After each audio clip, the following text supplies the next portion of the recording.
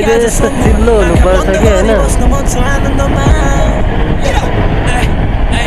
हामीलाई पनि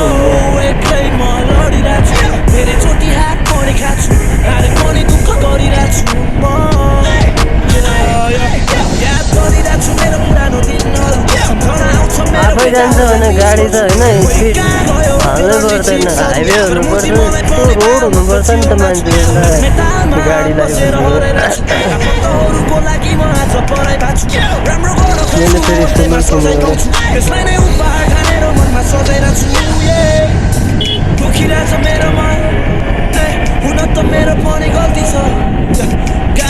गाना त परिहाल्यो सिधै जाने